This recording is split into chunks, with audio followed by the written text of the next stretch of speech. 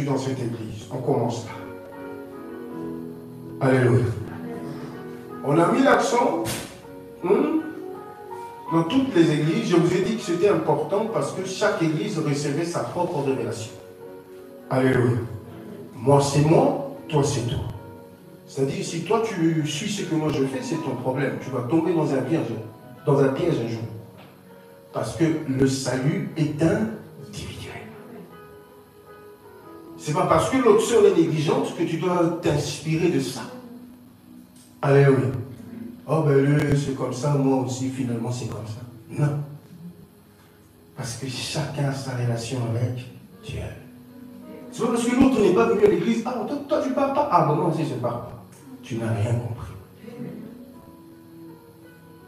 Chacun a sa relation avec Dieu. Ah tu viens pas. Ah ça va. Moi je vais à l'église. Parce que Dieu nous attire d'une manière ou d'une autre. Et celui qui est obéissant, qui écoute la voix et qui ne résiste pas, c'est celui-là qui reçoit toujours quelque chose de la part de Dieu. Alléluia. Parce que l'obéissance vaut mieux que le sacrifice. Oui. Chaque église recevait une révélation. Les 7 églises d'Asie. Et on a vu ces révélations s'est répercutées jusque chez nous, ici, la 7e église. Je vous ai dit, l'église de Philadelphie, c'était une église entre 19e et 20e siècle. Où on a vu un réveil puissant souffler dans le monde, des grands serviteurs de Dieu qui ont bougé le monde. Alléluia. Ils ont bougé le monde, ils ont fait des tournées historiques, Renard Bank et tout ce que vous voulez. Dans des endroits hostiles aux chrétiens. Ils ont réussi à remplir des stades là-bas. Et là, dans cette église, il n'y avait pas de blague. Les paralytiques, les aveugles, on voyait dans les campagnes d'évangélisation comment Dieu utilisait ces gens-là. Mais on a vu petit à petit, vers fin 20e siècle, début 21e siècle, jusque là, maintenant de nos jours, bêtise sur bêtise. À partir de 85, 86, c'est là qu'on a vu petit à petit le navire chavirer. Alléluia. Jusque là où on est aujourd'hui, où Jésus dit carrément, tu es ni chaud, ni bouillant, tu es tiède et je te vomirai. Quel rejet. Mais puisque c'est le Fils de Dieu qui est rempli d'amour et que le but du Seigneur c'est de sauver l'humanité, il se tourne maintenant vers individuellement. Je me tiens à la porte et je frappe si quelqu'un entend ma voix. Parce que le groupe ça n'a pas marché. Alléluia. C'est comme ça.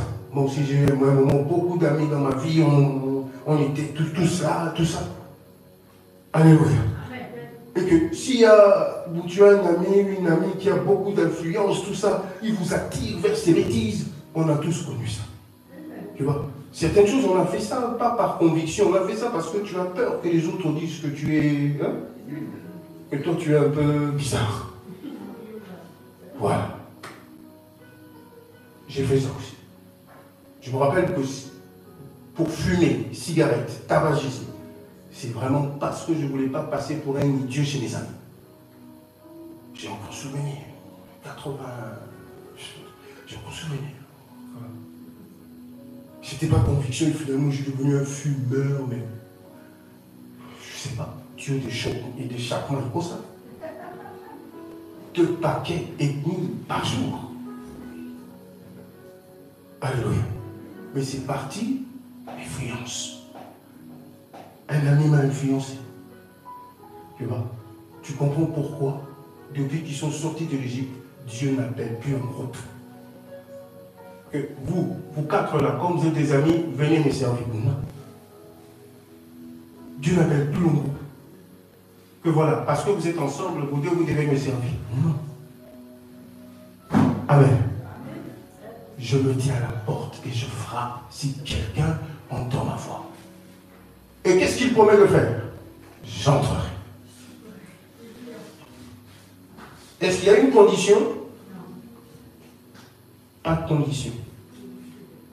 La seule condition, c'est quoi? Celui qui entend.